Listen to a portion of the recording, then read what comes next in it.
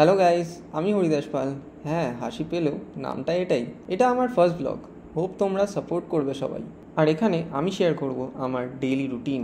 তাই প্রথমেই ঘুম থেকে উঠে স্নান করে রেডি হয়ে নিলাম আর একটুখানি ঠাকুরকে প্রণাম করে নিলাম, যাতে সারা দিনটা আমার ভালো যায়, যাতে কোনো দোষ হলেই কেউ হরিদাস পালের নাম না নেয়। এরপরে মা দিল দই চিড়ে। হ্যাঁ, আমার খুবই ভালো লাগে, বাট আমার দিদির একদমই ভালো লাগে না। এরপর আমার বাড়ির লাল আর সাদাকে বাই বলে বাবার সাথে চলে এলাম স্টেশনে।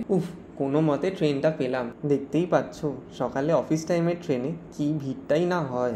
আমরা যারা ডেইলি প্যাসেঞ্জার তাদের ট্রেন পাওয়াটা ঠিক লটারি জেতার মতো।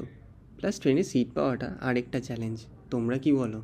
কি রোদের তাপ, পুরো পুড়ে গেল। এরপর বিধাননগরের ভিড় কাটিয়ে S30 বাসে উঠে পড়লাম আর ডিরেক্ট টাইম ট্রাভেল করেই অফিসের ওয়াশরুমে পৌঁছে গেলাম। অফিসের ভিতরে ক্লিপ নেওয়ার পারমিশন না থাকায় বেশি কিছু শেয়ার করতে পারলাম না। একটু কাজ করেই লাঞ্চের জন্য বেরিয়ে পড়লাম। আর হ্যাঁ, আমার ট্রেনিং ডে চলছিল, তাই শিফটের কাজের চাপও কম ছিল।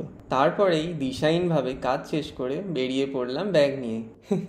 এই দেখো, সামনের লোকটিও কেমন মাথা চুলকাতে চুলকাতে এগিয়ে চলেছে। দেখে যেন মনে হচ্ছে সেই কাজের চাপে তার স্মৃতিশক্তিই হারিয়ে ফেলেছে। তা তোমরা যারা আইটিতে আছো, তোমাদের সাথেও কি এমনটাই হয়? আমাকে কমেন্টে জানিও কিন্তু। আচ্ছা, আমি কিসের জন্য জানি বেরিয়েছিলাম সেটাই তো আমি ভুলে গেলাম। ও হ্যাঁ, আমাকে তো বাস ধরতে হবে। তা তোমরা যারা দূরে থাকো, স্কুল কলেজ অফিস থেকে কী করে ফেরো আমাকে কিন্তু অবশ্যই জানিও কমেন্টে। বাস ধরে পৌঁছে গেলাম করুণাময়ীর থেকে মেট্রোয় উঠে সোজা চলে আসলাম শিয়ালদা। সেখানেই গ্যালোপিং ট্রেন ধরে পৌঁছে গেলাম কল্যাণীতে। আজকের জন্য এইটুকুই। বাই, দেখা হচ্ছে পরের ভিডিওতে।